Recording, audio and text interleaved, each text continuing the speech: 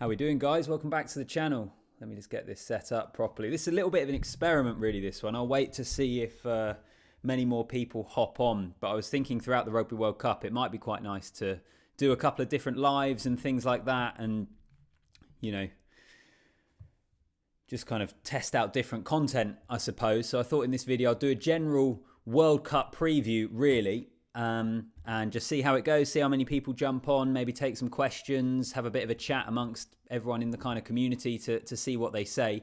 So that's the kind of general idea. I will wait for just a second to let a few more people jump on and then we'll launch into it. I've also put in the description of the video, if you look there, I've put all the pools with the fixtures as well. So just when I'm talking about it, it might make it a little bit easier to follow rather than kind of losing your way there. So that's in there. And also a reminder to any of you as well that there is a fantasy league for the channel. I think there's about 300 people signed up to it at the moment. I might just put that in the description as well. So any of you that are playing the Rugby World Cup fantasy game, there's a league that you can join. I'm probably going to be absolutely terrible. In fact, I did my first video and I got so many comments kind of saying that you pick players from teams that aren't even playing in week one. So I'm going to go back through. I'm going to do another video this week, in fact, and yeah, basically redo my entire team. So I think I've got a little bit of a better idea now of some selections I need to make to at least give myself a fighting chance. So hang on, I'll make sure I find that and then I can put the links in terms of the code or just the direct link to join the league. Here we go, I can find it here in the description of this video, so that might help a few people out and things. But welcome along, guys. 4 days to go, as I say, until the start. In fact, I'll put those codes in the chat actually. That'll make it easier. That might make it better for you guys. But thanks for joining, everyone. Really, really appreciate it. The way the channel's been growing, I know I'm still a relatively small channel in all honesty, but the way that it's been growing compared where it was even a couple of months ago has been absolutely awesome. So I'm quite excited to see where we can take it throughout the World Cup. So I'm sure many of you will be subscribed already. If you're not, do hit that subscribe button and always like the video. It massively helps. But for those of you that missed out, just going to do a little preview of the World Cup essentially. I'm flying out to Paris on Thursday. I'm hoping to be at the first game. I should be at the first game, but actually for various reasons that I won't get into, it's a little bit up in the air. I will be at the games in Marseille over the weekend though. So England against Argentina on the Saturday, and then also the game on the Sunday, the Scotland-South Africa game, which is going to be absolutely awesome. I cannot wait for that. We'll get to that though when we get into Pool B. I'm going to start off in Pool A. Throughout the conversation, if you've got any questions or any views in the chat, then do just drop it in there. I would really, really appreciate that one. But Pool A, New Zealand, France, Italy, Uruguay, Namibia. Of course, France against New Zealand. The opening game at the Stade de France this Friday. Probably the best opening game we've ever seen in a World Cup, I think. From most people, and I've heard quite a lot of people speak about this who have been at every World Cup or pretty much every World Cup in terms of covering the tournament. They've never really had a start like this. I look back to 2015 when England played Fiji, and it was a decent game, but probably wasn't anywhere near this sort of level. And even then, 2011, what was it? Was it New Zealand, Tonga, 2011? You kind of often have these, don't want to disrespect the games, but underwhelming matches first up. But that match on Friday night is just going to be absolutely blockbuster. I can't wait for it. I see already Mike Fitzgibbon saying, do you think the Kiwis will beat France? I actually think there's a good chance. And part of the reason for that is almost because of what happened to them against the Springboks at Twickenham. And any of you who have kind of watched the videos I've done on the channel relatively recently will know that I was at Twickenham then. The Springboks were awesome. I've spoken a lot about that. But I still think this New Zealand team, if they're able to reach some of the levels they did in the Rugby Championship, they're going to be really, really dangerous. Particularly that first 20 minutes against the Springboks. They were awesome. And I think they will feel quietly confident of going into the Stade de France and actually doing a job on the French and on the home nation. It's not going to be easy for obvious reasons. The French are a serious operation. But I would absolutely give New Zealand a pretty decent chance in that game. And it's the other thing with France. And again, I might be completely wide of the mark here.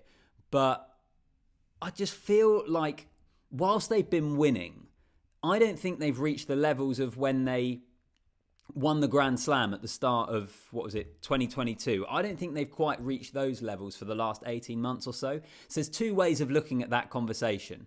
Number one is good teams win when they're not playing well.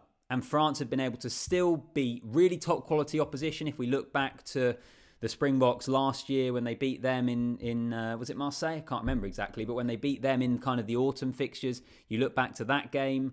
You look back to a number of others. Australia, not recently the other week, but again last year in the autumn, pushed them close. I just feel like France maybe haven't necessarily been at their very, very best. I could be completely wrong there, and everyone that I've seen and all the previews I've seen have said that I think that most people probably have France as favourites over Ireland. I wouldn't necessarily go that far personally, but I don't know. Drop a comment down below. Let me know what you make of it. I think as good as France are, and I absolutely, by the way, think that they could go and win it. I'm just not as absolutely sold on them as some people seem to think. So that's why, yeah, I feel like there's a good chance that New Zealand could potentially cause an upset on opening night. And also it's worth remembering that whoever does lose that game on Friday, South Africa lost their first game of the World Cup 4 years ago. It's not kind of the curse that it's often been viewed as in the past. The Springboks debunked that myth. So anyway, France, New Zealand is going to be absolutely brilliant. Of course, both teams have injuries as well. Willemse and Donty, the latest injury concerns for the French. Quite what's happening with Retallick, and the front row for the All Blacks could be key as well in terms of the personnel available. So that's something to keep an eye on, no doubt, when the teams get announced. I want to give another little mention to the Italians. Tough pool for them to get out of, but also Uruguay and Namibia. I think with a lot of these groups, it's really easy to get drawn into looking at the biggest nations, and we look at that France-New Zealand game this Friday, and it kind of takes all our viewing. But in particular, just want to highlight it. Where is it? 27th of September, Uruguay, Namibia. I know it's not a glamour tie, but that is a huge game for both of those nations. Namibia, who have been in plenty of World Cups and are still looking for their first victory, and Uruguay as well. It's those sorts of matches, actually, that you get some brilliant storylines at World Cup. So don't sleep on those sorts of teams. But obviously, in the context of this group, that's kind of their final of the group. As for Italy, I mean, we know that their attack has massively improved. We know that they are heading in the right direction. Are they going to be good enough to upset France and New Zealand? That's the question. I think, as strange as it sounds, they'll be more confident about beating France than they would the All Blacks because they play France more regularly. If you think back to the Six Nations a couple of years ago, they pushed France relatively close in that game. They have beaten France before, not in recent history, but in their history, whereas they've never had that sort of result against the All Blacks.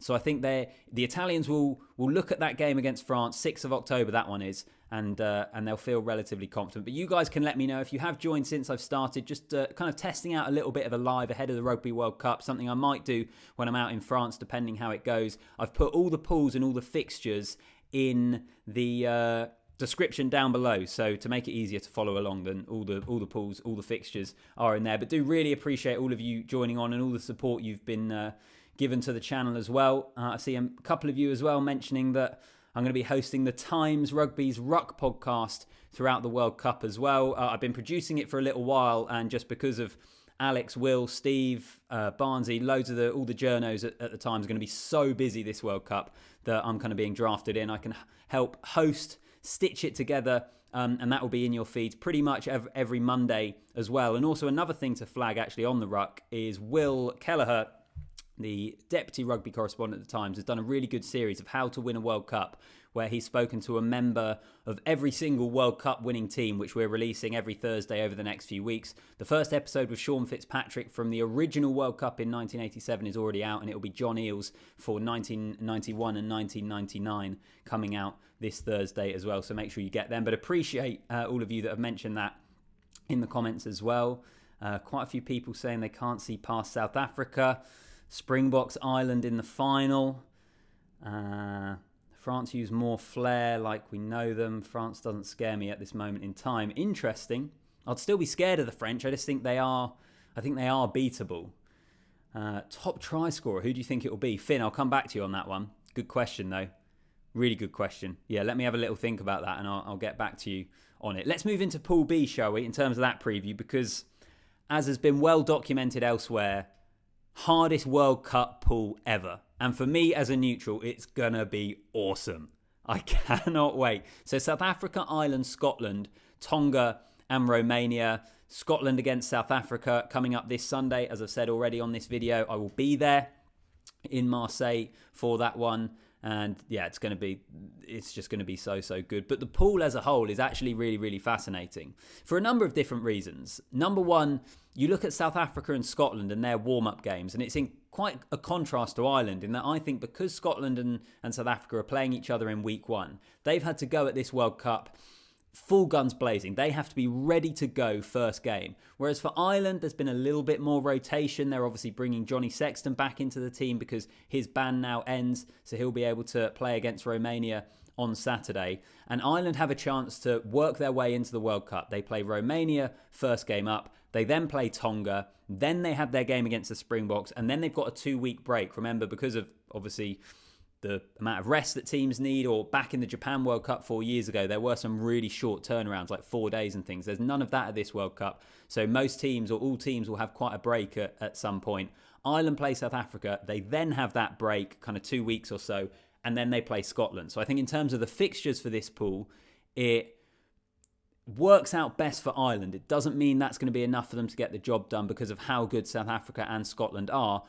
But I think it's worth remembering that actually, I think from an Irish point of view, particularly with Johnny Sexton coming back and how important he is for them, the fixtures have worked out relatively well for them despite it being such a tough group. As for the Springboks, I've spoken about them on the channel loads. I think they have a game plan and a developed game plan that can go and win a World Cup. I don't think it's going to be easy. I think even this group will be tough for them, whoever they face, of the winners or runners-up in Pool B, presuming in Pool A, presuming that it goes to plan, is not going to be easy at all either. So I think it's pretty difficult to pick who comes through the group. Springboks and Ireland will be favourites, but Scotland have a game plan as well in that their attack, when it functions, is so dangerous.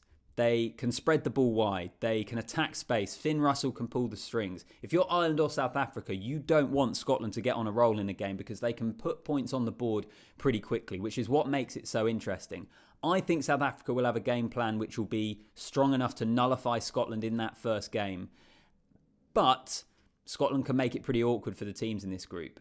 And actually, I look at Scotland and I often kind of think, they're the nearly men, aren't they? There's been so many occasions recently where they should have beaten Australia last autumn. They probably will feel they should have beaten the All Blacks at Murrayfield last autumn. They've had so many near misses looking back at the Six Nations. In fact, I know Gregor Townsend spoke about it a number of times where in the build-up to their warm-up games, the two they've just played against France, they look back at the Six Nations when they played France and feel they should have beaten. They've come up short so regularly against the best teams in the world.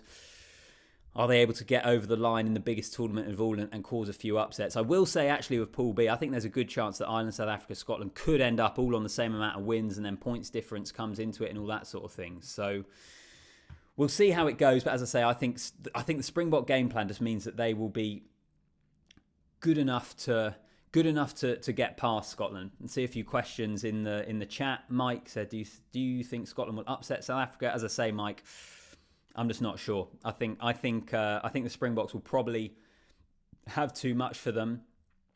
Grant, Scotland will be kingmakers at this World Cup. Hope Scotland can get out the pool, but I doubt we will. That's Connor does rugby. Yeah, I agree there, Connor. I think it's kind of ironic, right? I think this is the best Scotland team to arrive at a World Cup in at least 20 years, and they're probably not going to get out of the pool, not because they're not good enough, but because they're in the toughest pool that we've ever seen. Here's a question. Has Ireland shown their hand a little bit? From Jordan Curley. Good question, Jordan. Do you know what actually I think about Ireland is I don't know how good they are right now. Partly because of what I was speaking about already, in that they've been able to prepare for this World Cup in a way. They've rotated. They haven't had to be full guns blazing for the first game of the tournament because they're fixtures and they don't play South Africa until their third game and Scotland until their fourth game. I don't know where Ireland are right now. I don't think any of us do. Going on the basis of the Six Nations, which was obviously 6 months ago, Ireland are right up there and could beat anyone and could end up winning a World Cup. But I don't think right now we know exactly where Ireland are. I don't think anyone does.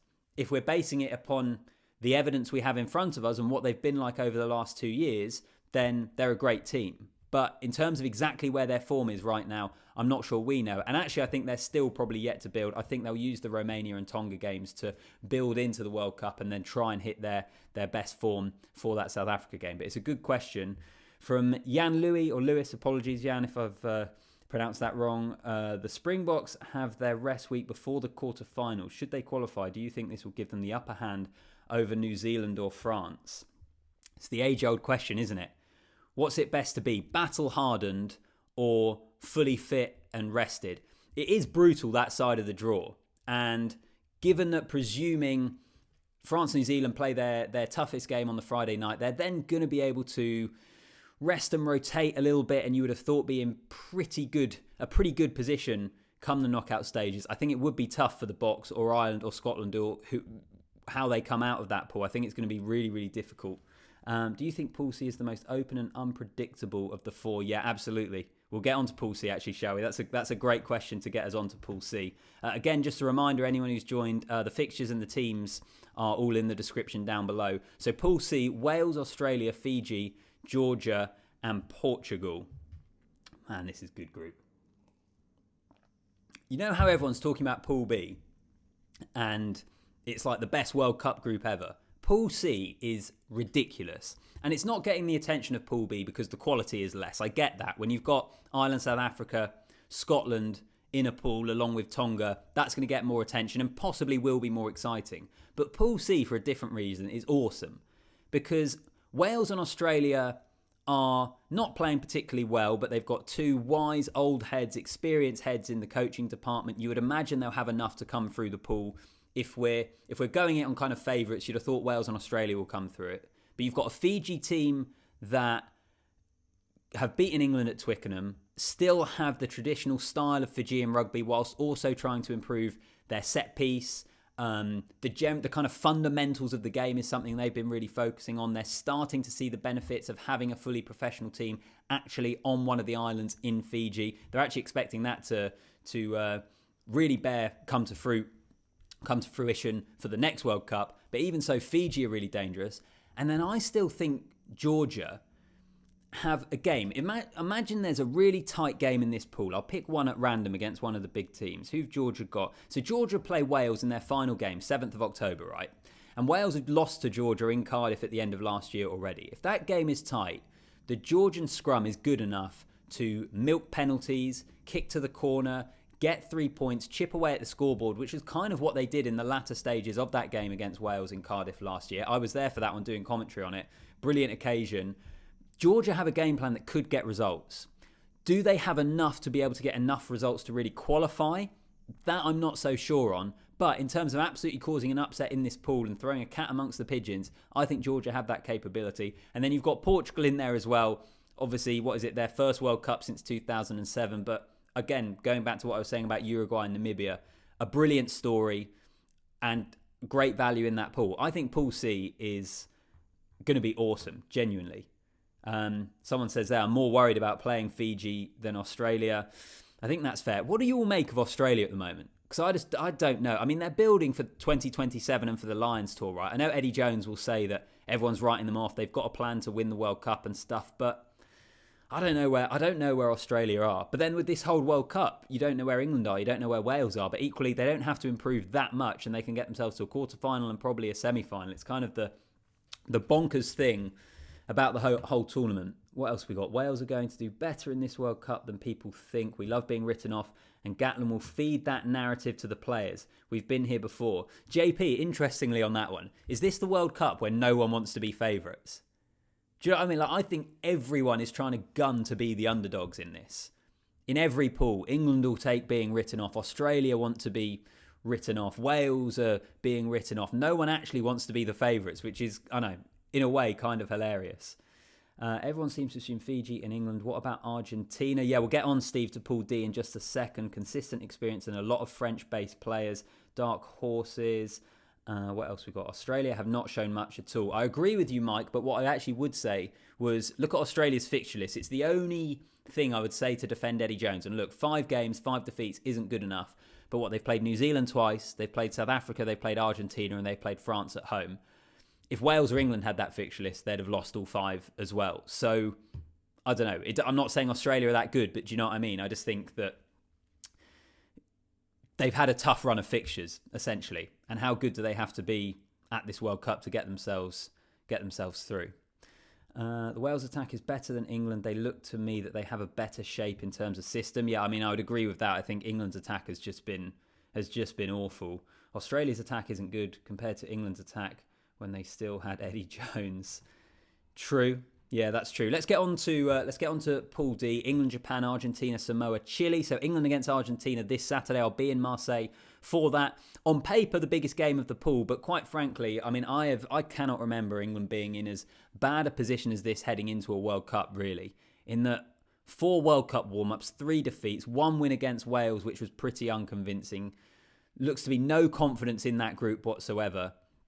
I just don't know. I really don't know what to make of them or what they're going to do. I think it's possible that they could lose another game in the group. The thing with England, right, is let's say they lose to Argentina. I think they'll beat Japan. They then got Chile, then Samoa. I just don't know if they're quite bad enough to not get through. And that is in itself an indictment on where they currently are. But I think they'll have enough to get to a quarter-final. Then depending on who comes out of Pool C, then I don't know if they'll get further. It is the problem with this World Cup, generally kind of speaking, is England might get themselves to a semi-final and they might be able to notch that up as a successful World Cup when we all know that it's really down to the draw that they've had more than anything else. But that's the same for quite a few teams. Argentina, I think, in a good place. Good win against Australia in the Rugby Championship. Beat England at Twickenham last year. We know how good they can be. I still think they are a little hit and miss. In that I think Argentina are favourites for Saturday. I wouldn't completely write England off. And I know that might sound mad based upon how they've played so far. And it is bad. I mean, it is seriously bad how England have been playing, but we'll see. But yeah, I don't know for this World Cup. I think it's going to be a brilliant tournament. I think if I go with Pool A, it'll be New Zealand and France coming through. Who's going to win that? I might be tempted to say the All Blacks, I think New Zealand might beat France this Friday. Could be completely wrong, but that might be my prediction. So let's say New Zealand top the group with France coming second. I think it will be South Africa and Ireland. This is harder for me to predict. I think maybe... Yeah, for me, that's a flip of a coin. I honestly don't know. So let's say it's South Africa and Ireland playing either New Zealand or France. I mean, how good are those quarterfinals? It's ridiculous. I think Fiji possibly come through Group C at the expense of either Wales or Australia. And then I still think England and Argentina come through Group D as well. So, yeah, it's good. It's going to be great, whatever happens, but who knows? Ahmed Shams, a lot of people think that this will be the European Nations World Cup. Is it reasonable? I suppose the question with that, Ahmed, is are we including... I mean, I know South Africa aren't in Europe, but in terms of their domestic rugby, they're now part of the European rugby. They're part of the Champions Cup. They're part of the URC. I forgot the name of it for a moment. It's had so many iterations. So I think it could be more about that, actually. I think what we could see at this World Cup is a little bit of a north-south divide, not in terms of hemispheres, but in terms of where the rugby's played. And also don't forget COVID and the impact that COVID might have had on teams.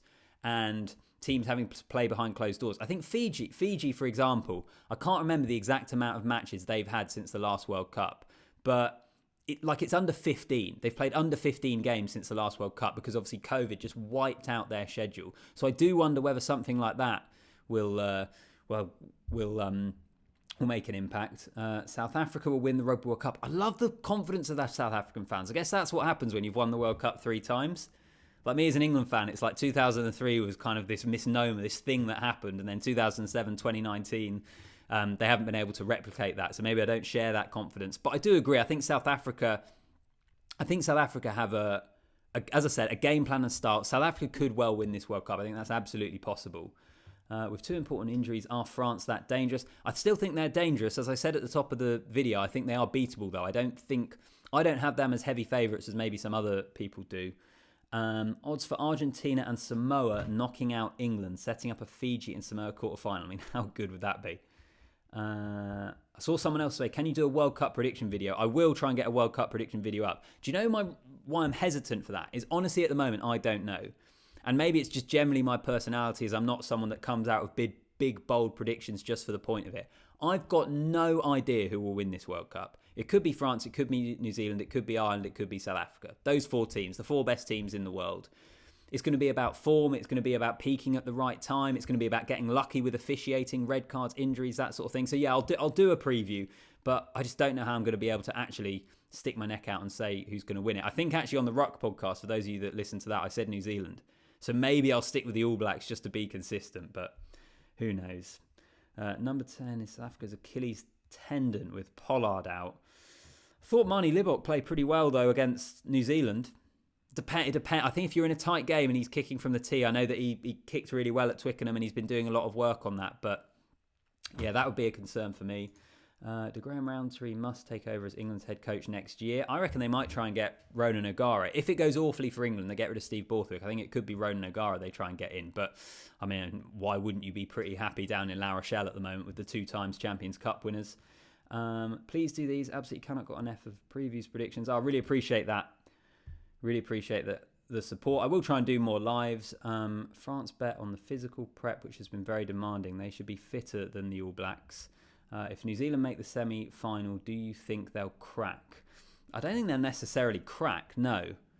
No, I don't think they'll crack. I think the question with New Zealand is just if they're good enough. I think we've seen at their best they're good enough, but the World Cup 7 weeks, again, what I was saying, peaking at the right time, consistency, all that sort of thing, that for me is probably more the question with the All Blacks. At their best, I think they're capable of beating anyone. Whether they can put that together in a quarterfinal, semi-final, final, that's probably a bit more the question.